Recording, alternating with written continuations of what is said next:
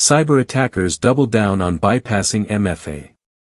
As companies increasingly adopt MFA, cybercriminals are developing a variety of strategies to steal credentials and gain access to high-value accounts anyway.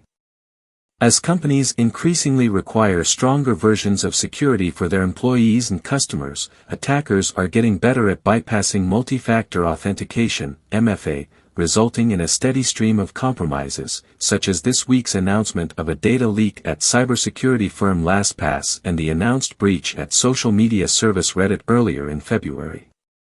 While multiple ways exist to bypass the flawed security of two-factor authentication, 2FA, that uses one-time passwords, OTPs, sent through short message service, SMS, texts, systems protected by push notifications or using hardware tokens are considered much harder to compromise.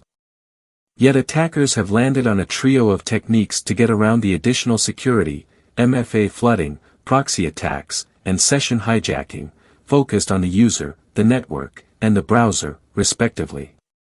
Most of the time, attackers are getting around weaker forms of MFA, especially those that use SMS, but there are plenty of techniques attackers use to circumvent MFA, including MFA flooding, SIM swapping, and attacker-in-the-middle attacks, says Matt Caulfield, CEO of ORT, an identity security provider.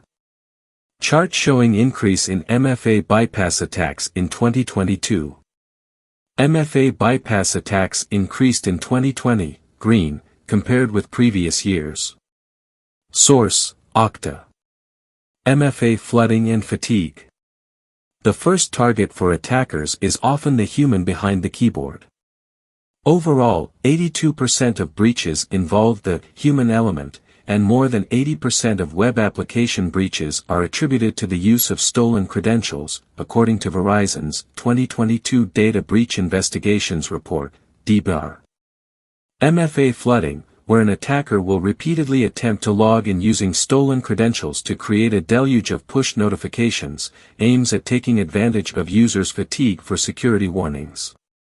Push notifications are a step up from SMS, but are susceptible to MFA flooding and MFA fatigue attacks, bombarding the victim with notifications in the hope they will click "Allow" on one of them, Caulfield says. Another popular tactic, the account reset attack, aims to fool tech support into giving attackers control of a targeted account, an approach that led to the successful compromise of the developer Slack channel for Take-Two Interactive's Rockstar Games, the maker of the Grand Theft Auto franchise. An attacker will compromise a user's credentials, and then pose as a vendor or IT employee and ask the user for a verification code or to approve an MFA prompt on their phone, says Jordan LaRose, Practice Director for Infrastructure Security at NCC Group. Attackers will often use the information they've already compromised as part of the social engineering attack to lull users into a false sense of security. Session hijacking and pass-the-cookie attacks.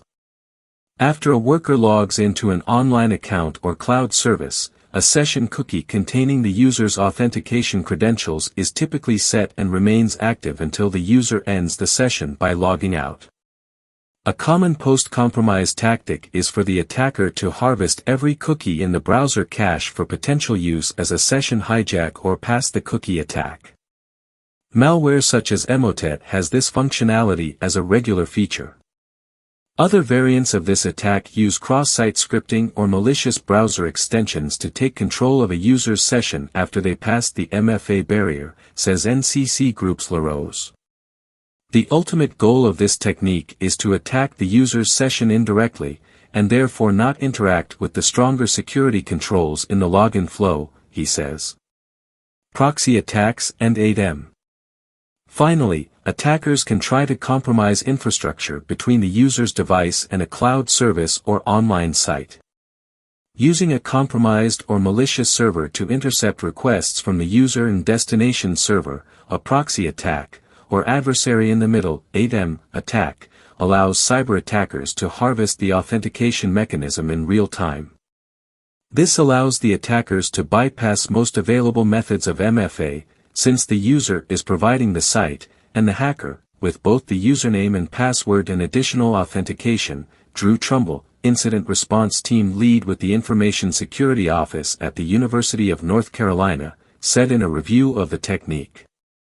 The technique may have contributed to the breach at LastPass, where the threat actor was able to capture the employee's master password as it was entered, after the employee authenticated with MFA, according to the company's statement. Resetting the matrix.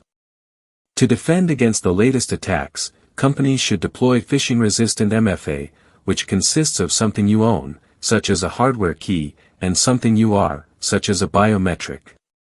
Common hardware key solutions, such as YubiKey, have made phishing-resistant MFA more easy to deploy, says NCC Group's LaRose. Unfortunately, there are still hurdles for companies in adopting hardware keys, making it difficult to attain complete coverage, says Orts Caulfield. Just the logistics of shipping hardware-based security keys to every employee and managing the process when they lose them can be a nightmare, he says. Shipping laptops and security keys to contractors is even harder. And with the increased overhead to manage the devices comes another inroad for attackers, resetting an account following a lost or stolen device. By pretending to be the victim, an attacker can claim to have lost a device, allowing them to enroll a new factor upon sign-in or act during a reset grace period, says Orts Caulfield. MFA resets are a massive challenge, he says. It's likely we'll see attackers shifting from the factor as a weakness to the registration and reset process. And indeed, rather than use a hardware token, workers and consumers are far more likely to subscribe to a security question or use a time-based OTP, TOTP, received through email or SMS. Nearly 80% of users polled at identity provider Okta, for example, use email as a second factor, and nearly 40% have a TOTP pushed to them through an application, while only about 5% use a token or YubiKey, according to Orts' 2023 State of Identity Security report. Users of Azure AD and Duo Security show similar preferences, the report noted, with security questions and SMS passcodes dominating enrollment numbers.